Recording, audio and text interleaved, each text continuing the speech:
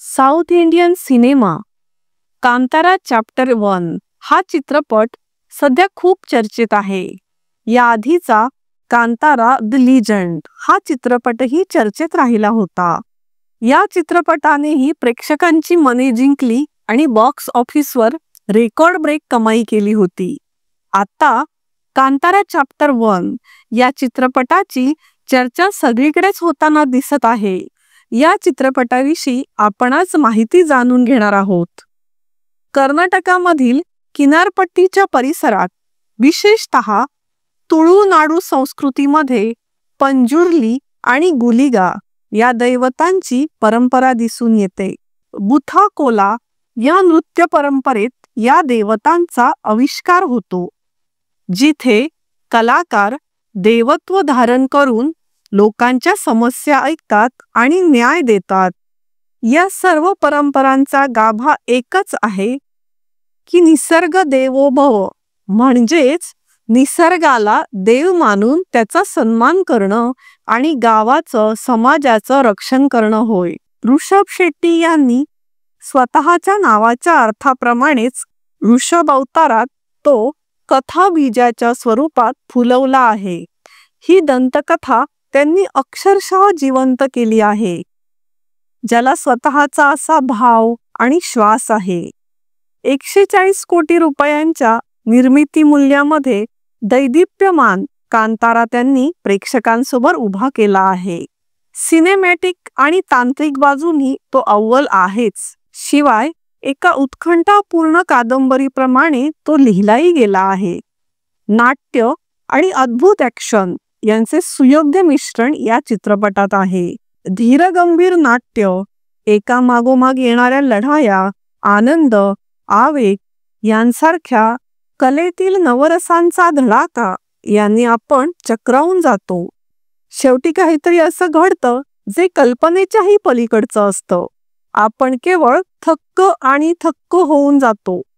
2022 साली जो चित्रपट कांतारा प्रसिद्ध झाला, त्या चित्रपटापेक्षा ही कथा पूर्णतः वेगळी आहे, परंतु त्या कथानकापासून संपूर्णपणे तुटलेली अजिबात नाही.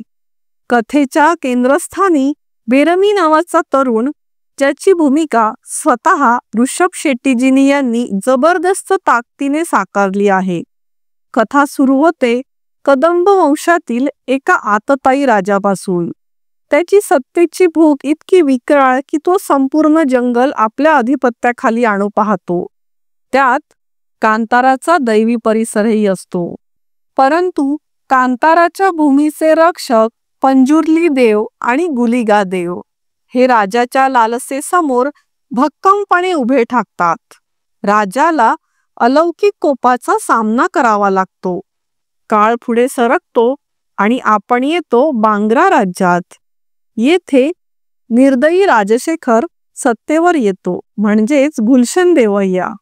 त्यांची सुंदर बहीण कणकवती म्हणजेच रुक्मिणी वसंत या राजपाट सांभाळण्यात त्यांना सहकार्य करत असतात. त्याच वेळी कांताराच्या पवित्र जंगलातून एक तरुण उभा राहतो, बेरेमी म्हणजेच ऋषभ शेट्टीजी. शोषित आदिवासी गटाच्या प्रगतीचे स्वप्न पाहणारा बेरेमी व्यापार करण्यासाठी जंगलाची सीमा ओलांडून राजाच्या राज्यात येतो. इथूनच सुरू होतो तो संघर्ष, मानवी सत्ता विरुद्ध दैवी शक्तीचा. ही ठिणगी अखेर संपूर्ण कथेला एका रहस्यमय, थरारक आणि तत्वचिंतनात्मक प्रवासाकडे घेऊन जाते. लेखन दिग्दर्शनासह अभिनेता म्हणूनही ऋषभ यांनी अफलातून काम केले आहे. या अष्टपैलू व्यक्तिमत्वाने पटकथेमध्ये त्यांनी साकारलेला गुलिगा, शिव हे अवतार विलोभनीय आहेत. सोबतच सनकी निर्दयी राजा कुलशेखरच्या भूमिकेत गुलशन देवय्याही अतिशय प्रभावी ठरत आहेत. तर राजकुमारी कनकवतीच्या भूमिकेत रुक्मिणी वसंत या अतिशय मोहक भासतात, पण त्यांच्या व्यक्तिरेखेचे खरे रहस्य शेवटच्या क्षणी उलगडतं. फाईट कोरिओग्राफर टोडोर लॅझरो यांनी तयार केलेले ॲक्शन दृश्य अविश्वसनीय आहेत. बी अजनीश लोकनाथ यांचं संगीत अतिशय उत्तम आहे. सिनेमाच्या प्रारंभी गोष्ट इतक्या वेगाने पुढे सरकते की समजून घेताना प्रेक्षक अक्षरशः गोंधळून जाऊ शकतात. सिनेमॅटोग्राफर अरविंद एस कश्यप यांनी अप्रतिम सिनेमॅटोग्राफीद्वारे चित्रपटाचे दृश्यमूल्य वाढवलं आहे. त्यांचे कॅमेरा वर्क आणि अजनीश यांचे संगीत एकत्र येऊन वीररस, शृंगार, रौद्र आणि भक्तिरस या सगळ्यांना एका नव्या उंचीवर नेऊन ठेवलं आहे. सुरेश मल्लेयाह यांनी सफाईदारपणे केलेले संकलन, प्रोडक्शन डिझायनर आणि आर्ट डिझायनर यांची मेहनत आणि व्हिज्युअल इफेक्ट्स, CGI टीमचे परिपूर्ण काम, हे सगळं मिळून कांतारा चॅप्टर 1 ला एक अद्भुत अनोखा असा अनुभव बनवत आहे. महाकाव्याच्या शैलीत तयार केलेला हा चित्रपट आवर्जून बघावा असाच आहे.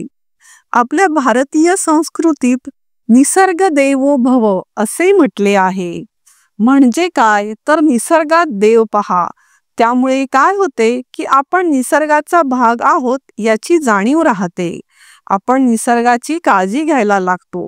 कारण ज्याप्रमाणे निसर्गात पंचमहाभूतांचा वास आहे, त्याच पंचमहाभूतापासून, त्याच निसर्गापासून आपली निर्मिती झाली आहे. भगवद्गीतेमध्ये भगवान श्रीकृष्णाने सांगितले आहे की धर्मो रक्षिती रक्षितः, म्हणजे जो धर्माचं रक्षण करतो त्याचे रक्षण धर्म हा करतोच. त्यामुळे आपल्या धर्म, रूढी, परंपरा, देवता, कुलाचार या गोष्टी अतिशय श्रद्धेने सांभाळणं, त्यांचं पालन करणं ही आता काळाची गरज आहे. हा व्हिडिओ आपल्याला कसा वाटला हे आम्हाला कमेंट करून नक्की कळवा. धन्यवाद.